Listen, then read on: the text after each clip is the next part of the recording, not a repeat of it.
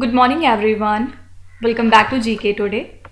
And today we'll be discussing most important MCQs for 4th of January 2023. Let's start with our session. What is the target for agricultural and processed food products from India for 2022 to 23? So India's agricultural and processed food product export rose by 16% in the first 8 months, that is from April to November of the current financial year 2022 to 23 on an annual basis. So for this time period, an export target of $23.56 billion has been fixed for the agricultural and the processed food product basket. And at present, the agricultural export attained 74% of its annual export target. Fine. So the new target for agricultural and the processed food products from India for this financial year is $23.56 billion. Now apart from it, Prime Minister Narendra Modi virtually flagged off the Vande Bharat Express connecting Howrah and New Jalpaiguri. Okay. So it is a railway station in Siliguri, West Bengal, and is considered as the gateway to the northeast. Fine. And talking about the Vande Bharat Express, it covers a distance of 564 kilometers in 7.45 hours, and it will save 3 hours of traveling time.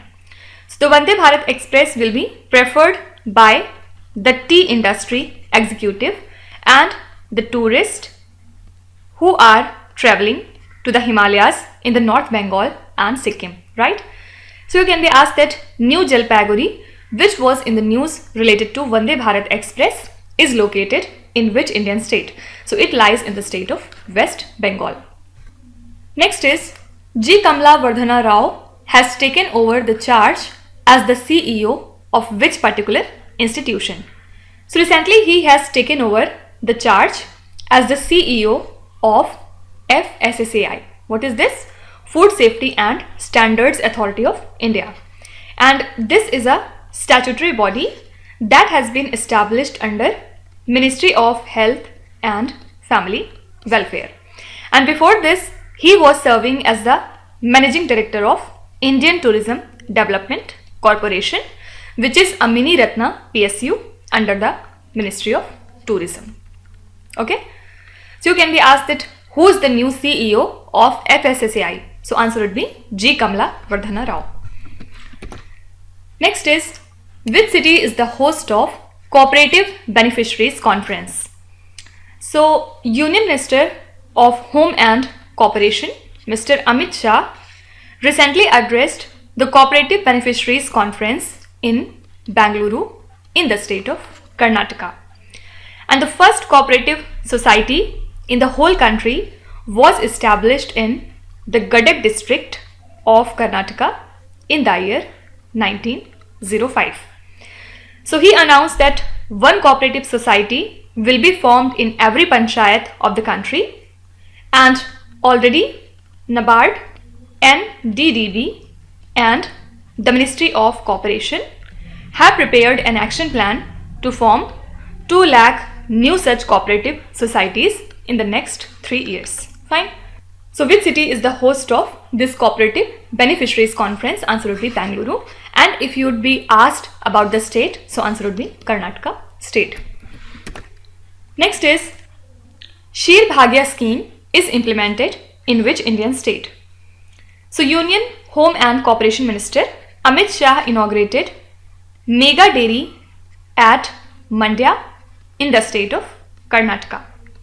And this Mega Dairy has been inaugurated at a cost of 260 crore rupees, and it would process 10 lakh liters of milk per day, and this capacity is to be increased by up to 14 lakh liters per day.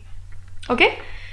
So to remove the malnutrition among the children through the Sheer Bhagya scheme, milk is being provided to 65 lakh children in the government schools and 39 lakh children in the Anganwadis in the state of Karnataka, obviously. Okay, so this scheme is from the Karnataka state.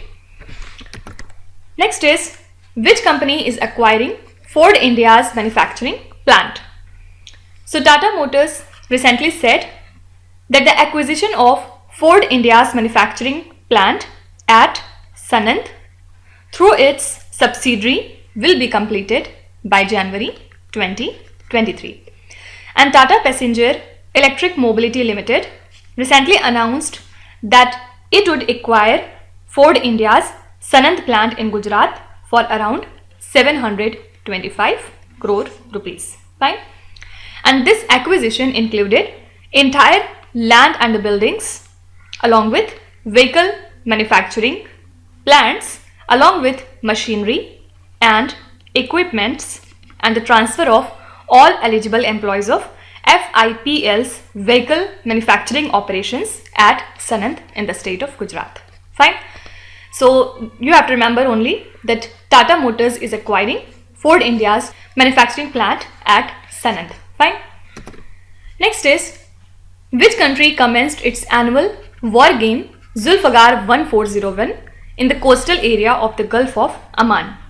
So recently Iran has commenced its annual drill in the coastal areas of the Gulf of Oman and near the strategic Strait of Hormuz. Okay. So commandos and airborne infantry would participate in this war game, which is called as Zulfagar 1401, along with the drones, fighter jets, helicopters, military transport aircraft and the submarines. Okay. So this strait is located at the mouth of the Persian Gulf and it is crucial to the global energy supplies. Fine. So Zulfagar 1401 is associated with the country Iran. Now apart from it, the Minister of State for Electronics and IT, Mr. Rajiv Chandrasekhar, has recently announced that the Government of India is going to launch a Digital India Innovation Fund. Okay, and this fund aims to catalyze the deep tech startups basically. Okay, and he has announced this during his address in the event of New India for Young India program in the state of Kerala. So you can be asked that what is the name of the fund that is to be launched by the Government of India for catalyzing deep tech startup? So answer would be Digital India Innovation Fund. Next is, Pyongyang is the capital city of which important country? Actually, North Korea has recently fired 3 ballistic missiles towards the sea which lies in east of the Korean peninsula as per the South Korean military. And these 3 short-range ballistic missiles were fired from North Hwanghae province, which is actually the south of the capital city Pyongyang. Okay, so this launch took place just after South Korea successfully conducted a test flight of solid propellant space launch vehicle. And talking about North Korea, it has launched around 70 ballistic missiles this year, including about 8 intercontinental ballistic missiles. Fine. So this is the capital city of North Korea. Next is, which Indian chess player won silver in the World Blitz Chess Championship in the country Kazakhstan? So Indian chess player and former world rapid champion Koneru Hampi has recently won the silver medal at the World Blitz Chess Championship in the country Kazakhstan.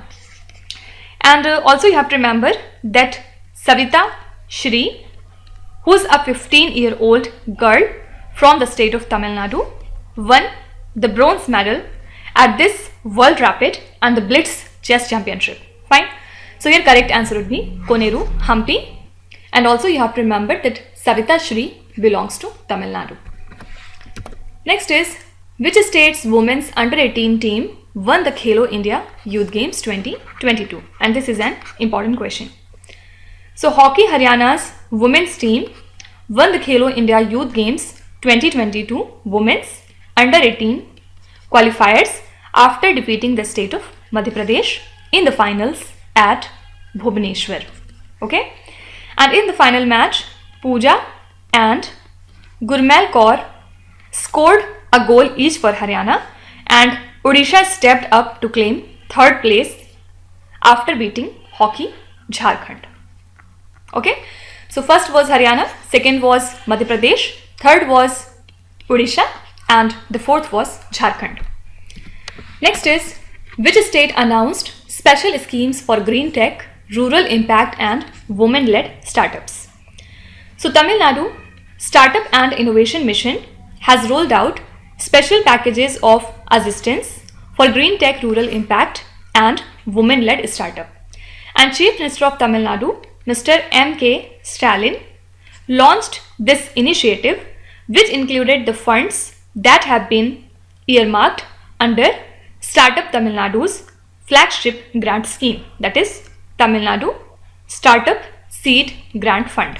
Okay, and also it announced a 50% increase in the grants for the startups who are falling under special categories. And not only this, also he launched Mentor TN portal, under which budding startups can approach successful entrepreneurs, professionals and trusted subject matter expert. Fine. So this is the initiative of Tamil Nadu state government. Next is, India is in talks with which country to sign a mutual legal assistance treaty? So India and Saudi Arabia are in the talks to sign a mutual legal assistance treaty to obtain formal assistance from each other in investigation that are related to criminal cases. And Saudi Arabia is only among 12 other countries that does not have either an MLAT or any type of other bilateral agreement with India to facilitate such type of investigations. And India has so far signed these MLATs with 45 countries, and also India is in talks to finalize the MLATs with 2 countries, which are these Italy and Germany. Fine. So currently we are in talks to sign this treaty with the country Saudi Arabia.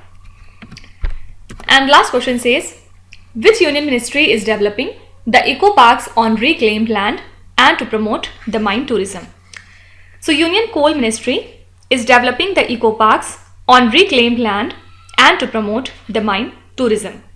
And as part of the ongoing efforts, 8 eco parks have been constructed recently in different parts of the country, and 2 more such parks will be completed in 2022 to 23. Also, a memorandum of understanding was recently signed between NCL and Madhya Pradesh Tourism Board. Why? To boost Singrauli eco tourism circuit. Okay, so here correct answer would be Coal Ministry. Now there is one more ministry which is in news these days. It is Ministry of Rural Development. As we know that it has a program named as Din Dayal Antyodaya Yojana, National Rural Livelihood Mission. So recently it has launched the Prajwala Challenge. And what is this? So under the challenge, ideas are invited from the individuals, enterprises, startups and the private sector, civil society and others to transform the rural economy. Fine. So you can be asked that which union ministry has launched or is associated with the Prajwala Challenge. So you have to remember that it is Ministry of Rural Development. Fine. So these are the most important current affairs and the news from today. And now we'll come to our revision section. Which 3 categories we are covering today? First of all, we'll see recent appointments. At second, we'll talk about host and conferences. And at third, we'll see few important institutions that were in light these days. Let's start with the recent appointments. Who has been appointed as the chairman of the National Highways Authority of India? So NHAI has recently appointed Mr. Santosh Kumar Yadav as its new chairman. Anit Kumar Lahoti has been appointed as the CEO and chairman of which institution? So recently he has become our chairman and CEO of the Railway Board. and he has taken over this position from whom? So he has taken over from Mr. Vinay Kumar Tripathi. Pushpa Kamal Dahal Prachand has been appointed as the new Prime Minister of which country? Recently he has become the new Prime Minister of the country Nepal. Who has been appointed as the chair of B20 India to lead the business agenda during India's G20 presidency? Answer would be N. Chandrasekaran. Retired bureaucrat Arun Goyal has been recently appointed in which position? So recently Arun Goyal has become our new election commissioner. C.V. Ananda Bose has been appointed as the governor of which particular state? Recently C.V. Ananda Bose has become the governor of the state West Bengal. Who has been appointed as the chairman of the National Pension System Trust, that is NPS Trust? This is Suraj Bhan. Who has been appointed as the CEO of public broadcaster Prasar Bharati? Answer would be Gaurav Dwivedi. Okay. Next we'll be talking about important host and the conferences. Which city is the host of the first G20 Finance and the Central Bank Deputies meeting? Answer would be Bangalore city. This question is very important. Then second is also important, and here this question is also important because these all are related to G20. Which city is the host of the G20 Development Working Group meeting? Answer would be Mumbai.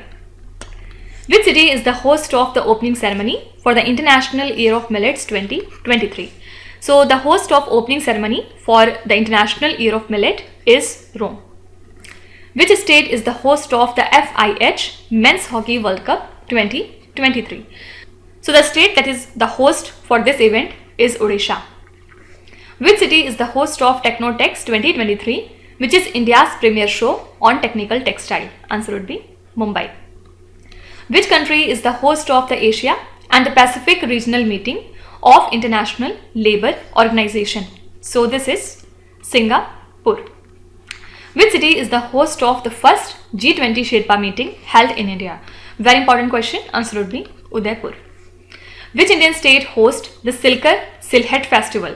So this festival is celebrated in the state of Assam. Fine.